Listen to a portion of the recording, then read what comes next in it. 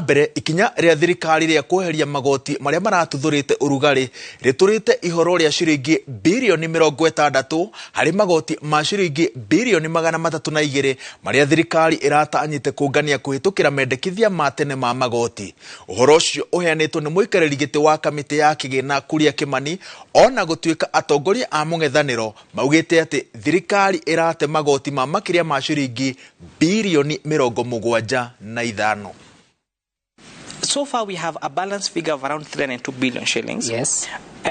And the two are derived from a 1 percentage point increase on railway development levy and 1% increase on IDF. So on the impact of it, and it from the analysis so far, it will be enough to fill the resource gap, but at the same time, amending the appropriations bill. So the Budget and Appropriations Committee. Okay, let me take you slowly. Hear from Chairman, but please make it simple.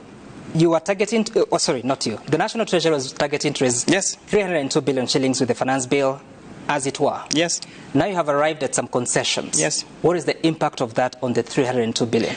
We have a revenue gap of around 60 billion shillings. Okay. That we hope to reduce the expenditure side by a similar amount, so that we have a balanced. Okay. So you still have that. These new tax measures that they have not done analysis to the details, but I quickly did some analysis and I realized that from the proposal that came from State House, I want to call it from State House, not the committee, because the communication was from State House. The committee should have done better by owning this as their baby, but they didn't. It's about 76 billion. So apart from what he's telling you so about... you're saying a reduction by 76 billion? Yes, that is my quick analysis. He's talking about 60, could be correct. But my quick analysis from what I saw, the projected revenue under these lines, the VAT on bread, the motor vehicle tax, etc.,